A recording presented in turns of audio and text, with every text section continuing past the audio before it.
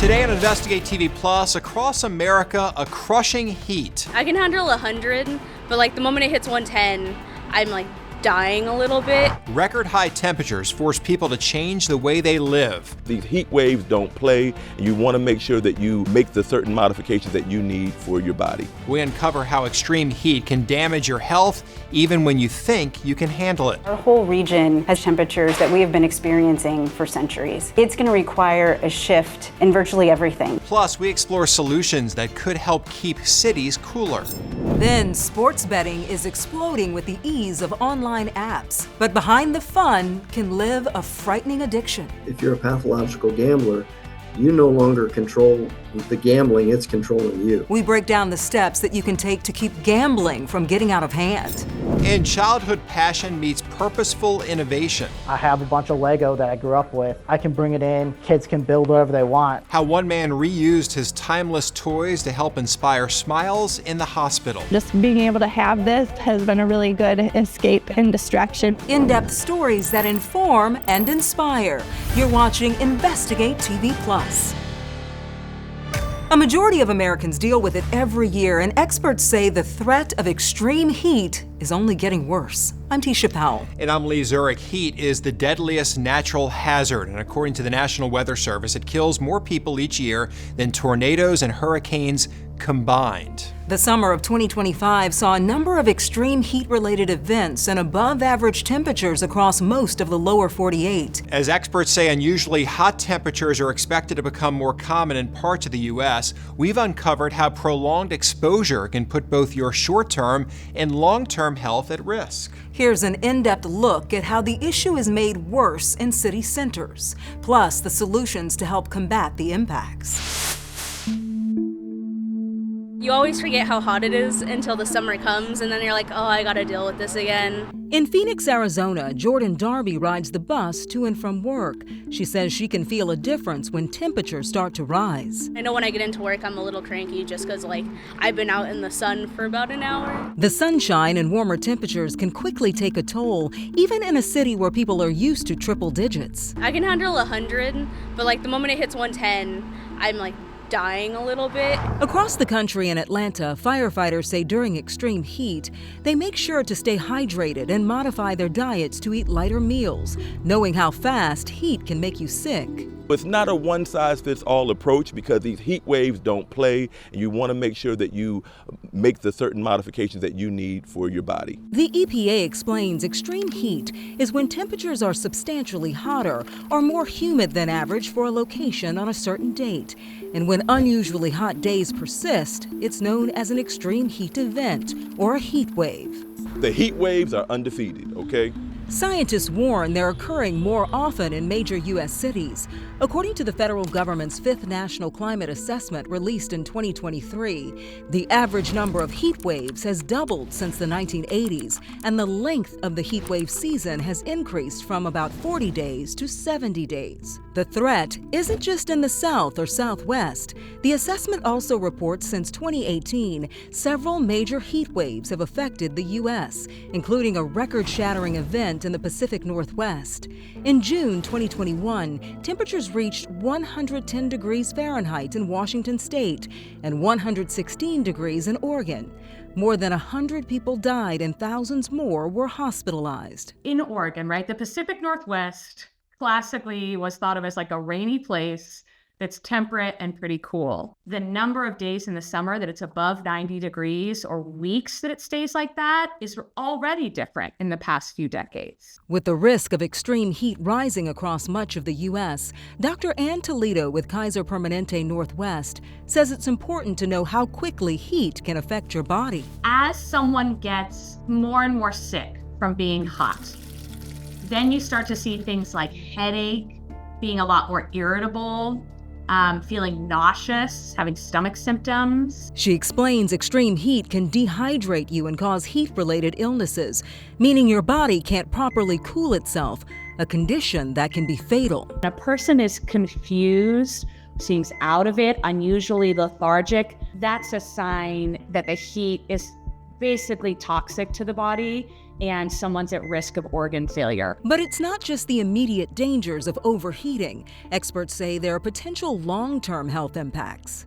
Typically, we think of high temperatures as 100, 105, but really above 85, your body starts to change. A change Dr. Michael Hartman says can take place in your stomach. Within our gut, we have a microbiome, which is full of bacteria and fungi and viruses and parasites, and the heat actually changes the balance of good bacteria and bad bacteria. He points to a 2024 study from the University of California, Irvine, that shows how repeated exposure to high temperatures affects the internal organs of elderly mice. He says researchers saw an increase in bad gut bacteria, which can cause negative health impacts, such as a weakened immune system. Keep your gut healthy, your whole body's healthy. Dr. Hartman also explains how an imbalance in the GI tract can impact how your liver and brain communicate, which could lead to possible long-term memory problems over time. Ultimately, what we can take from just the one research study is that we have to be mindful of how often we're exposed to higher temperatures. Dr. Hartman says this doesn't mean we need to avoid living our everyday lives, but he says we need to take precautions when planning to spend hours in the heat, either for work or recreation. You can also keep your gut healthy by drinking plenty of fluids and eating fruits and vegetables to get your fiber. We can't really change temperatures, but we can modify, we can adapt our routines, we can plan ahead. And mitigating the effects of extreme heat can extend beyond the individual. Researchers in Missouri say cities can take steps to protect people. There are a lot of things that give off heat. Dense concentrations of pavement and buildings absorb and retain heat from the sun, a phenomenon known as the urban heat island effect. The EPA says it also accentuates the impacts of hot weather by causing even higher temperatures. Everything around us is designed for an average temperature. Heather Navarro is the director of the Midwest Climate Collaborative at Washington University, which studies how heat islands can affect different communities. We've got folks looking at the disparity in terms of how different communities are experiencing heat. This map shows the hot spots in St. Louis. She says the areas in dark red see heat indices 10 degrees higher than rural areas with more grass and trees. Parks are a refuge, an oasis. Navarro says planting trees, developing green spaces, and using green building materials are possible solutions to make city living more comfortable. But she acknowledges those changes can take years to implement. Our whole region has adapted to average temperatures that we have been experiencing for centuries. And it's going to require a shift in virtually everything. And she believes rising temperatures will only continue to impact our health unless we act. The streets, the sidewalks, the trees that we grow, the building materials that we use in our houses. And so as that changes, that puts stressors on all of those things. So it's going to have economic impacts as well as health impacts all the way around. Scientists also say extreme heat is making Americans age faster. According to a 2025 University of Southern California study, people in neighborhoods that experienced more days of high heat show greater biological aging on average than residents in cooler areas. Biological age is a measure of how well the body functions at a molecular level, as opposed to chronological age based on one's birth date. Having a greater biological age is associated with a higher risk for disease. Still to come, the skyrocketing cost of certain medicines forces families to make difficult decisions. There are people who are having to choose between the prescription drugs that they need and other important things like their food or their rent. We explore the solutions that could bring them relief. But first, one man says he lost tens of thousands of dollars and nearly his marriage to sports betting. It definitely fell out of my control. We take an in-depth look at why experts say it's so easy to get hooked and how companies are promoting responsible gambling.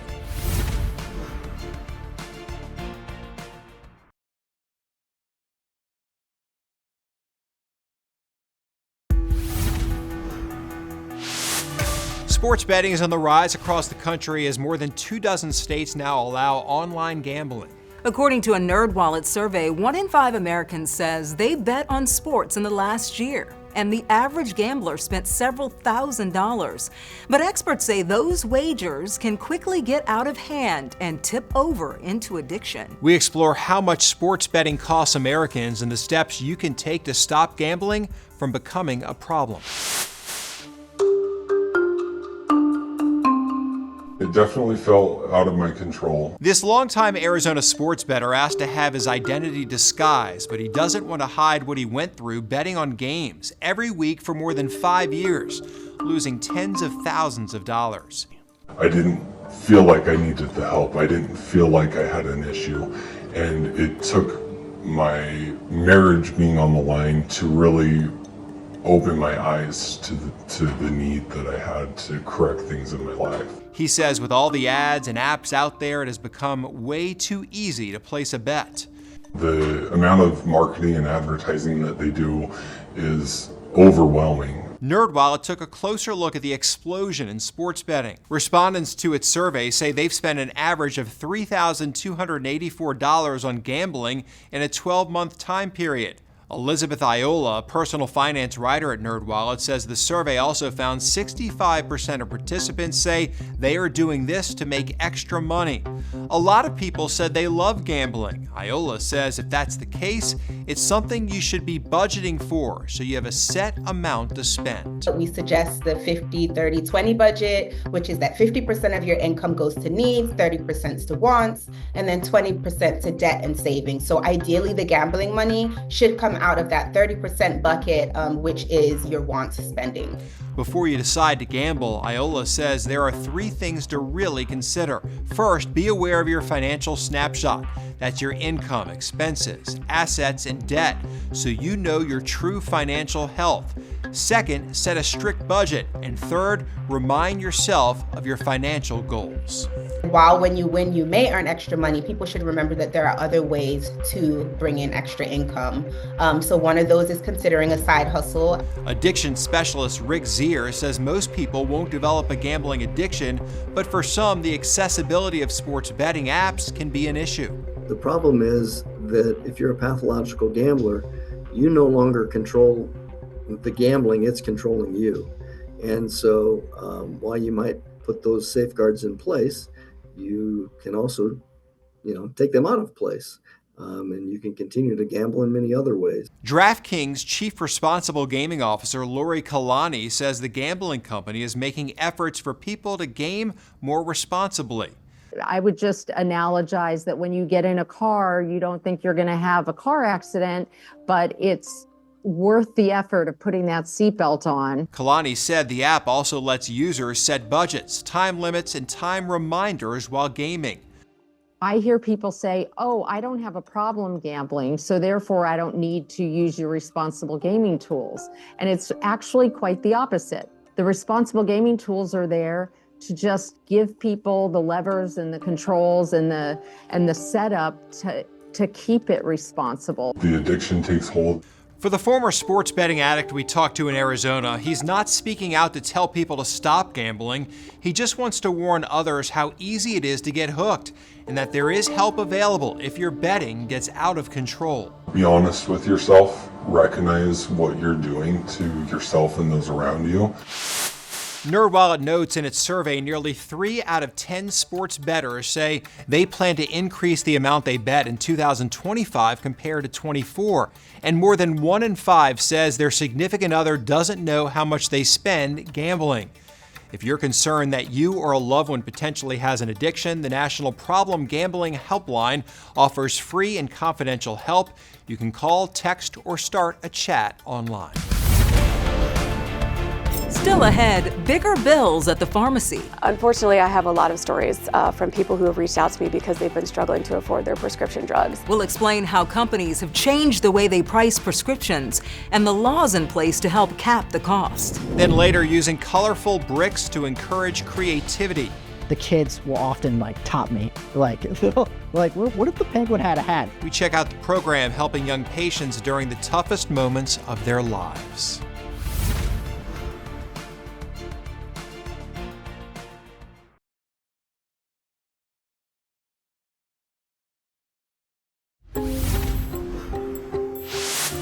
Older Americans are feeling the pinch of soaring cost for vital prescription. According to the AARP, prices for top prescription drugs covered under Medicare Part D have nearly doubled since they first hit the market, and it's led some people to skip doses or not refill prescriptions at all. Consumer reporter Carice Jackman examines why costs have skyrocketed and the solutions to help more patients afford their medication. Cindy and Greg Mears know the importance of quality health care, not just as patients, but as lifelong professionals in the field. Greg as an emergency physician, Cindy in healthcare policy. Healthcare's changed a lot, where it used to be you had a physician and a patient and there was a physician-patient relationship. And that physician was working with the patient to guide them through the process. They've also experienced firsthand the burden of rising prescription costs. I experience that frequently. But what we've also seen is that the pharmaceutical companies are now pricing not based on what the actual cost of development of that drug is. They're pricing it based on change of life, cost of years per life saved, or benefits. The AARP has been monitoring the increase in drug costs for years, particularly under Medicare Part D. Unfortunately, what we have been hearing about and why AARP has been so engaged on this issue is that there are people who are having to choose between the prescription drugs that they need and other important things like their food or their rent. The AARP Spotlight Report found that list prices for 25 top Medicare Part D drugs, which currently aren't included in Medicare drug price negotiations, have increased by an average of 98%. These findings highlight why AARP's Lee Purvis feels the Inflation Reduction Act of 2022 is so important. It includes a provision designed to combat high prescription cost. The first provision allows Medicare to negotiate the prices of certain high-cost prescription drugs. 10 have already been selected, with more to be added each year. Unfortunately, I have a lot of stories from people who have reached out to me because they've been struggling to afford their prescription drugs. And our position has always been that no one should have to make those types of decisions. Purvis says once the law is implemented, the first negotiated prices will go into effect in 2026. To learn more about the drugs on the list, head to InvestigateTV.com and search Medicare Part D. Up next, turning hospital rooms into classes of wonder. So refreshing to be able to see the smile on her face. How learning with Lego is bringing laughter to kids when they need it most.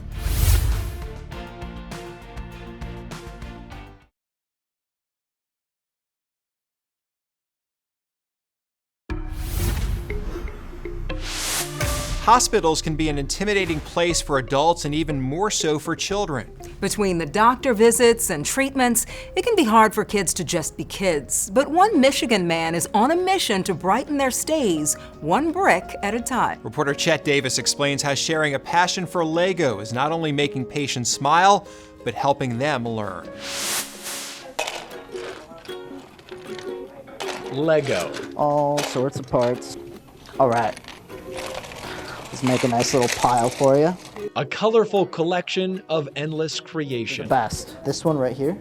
For John McInerney, these were the building blocks of his childhood. Every Christmas, every birthday, I'd get a Lego set. It's a phase, let's see, John never grew out of. So the Birmingham native built up his resume, enrolling at the University of Michigan School of Art and Design. Got in and took every design class I could. After graduating in 2016, a door opened at C.S. Mott Children's Hospital in Ann Arbor, which had already established a therapeutic gaming and patient technology department. Hey, I have a bunch of Lego that I grew up with. I can bring it in, kids can build whatever they want, and I'll clean it. At first I was like, do we really need something like this? J.J. Bouchard, who runs the department, quickly realized the answer to that question was yes. Dump out these parts right here. And immediately everybody loved them. And so it quickly became one of the most popular programs that we had. We actually had people say, you know, we'd love to fund this program to have it here more often. And so he was able to create a nonprofit. And that's how Build Up STEAM was born. A nonprofit on-the-go robotics program. Bringing these bright bricks bedside to more than 1,000 children at the hospital every year. A nickname was also born. He will forever be known as the Lego guy. They'll just walk down the hall almost like the ice cream truck, and they'll just, any door that's open, or if they see a kid sitting up, they'll just peek their head in and ask, hey, would you like to have do some Lego robotics with us? And every Tuesday, the kids come here to the Family Center for a 2-hour session building everything from airplanes. You can hit that 10 if you want it to spin longer. To dinosaurs. Just being able to have this has been a really good escape and distraction from all the doctor visits and everything. So refreshing to be able to see the smile on her face and just to have something to look forward to when we come to the hospital. There it goes. I also like that it's educational, like it's helping her to learn and develop, especially when she has to miss school for stuff. So. Tap that 1, change it to 10 again. The sky's the limit in terms of how far you want to take the educational aspect. These kits in particular, I designed specifically to be used in the hospital. So every set is basically its own little creator set. You can hit that 10 if you want it to spin longer. So out of 1 bin, you can build 8 different robots. Tell it to move this direction. The kids will often top me. What if the penguin had a hat? And I'm like, you're right, it should have a hat. Lego Guy wears many hats these days as Build Up Steam takes off nationally. The fully donor-funded program is now in 4 other hospitals across the country: Detroit, Philadelphia, Denver, Chicago, and Miami and Dallas are in the works. Anything I can do to brighten the lives of the kids going through some of the toughest moments. It's so fun. I can understand why this is so successful. My 11-year-old still loves Legos. Still loves them, really. Still loves Legos. My kids loved them when they were kids. Those younger, but they kind of got out of it. But I love them. They're fun. Yeah, right? They are very creative. Yes. That's it for us here on Investigate TV Plus. I'm Lee Zurich. And I'm Tisha Powell. Thanks for watching. On the next Investigate TV Plus, scammers hijack videos on social media to create a convincing con. I have a story for you. So after I retired, I decided to take a leap of faith and open my own dog rescue. I was dumbfounded. I couldn't believe it. I said, that sounds just like me. We examine a scheme using AI to manipulate you out of your money and seek solutions from the FBI and Congress.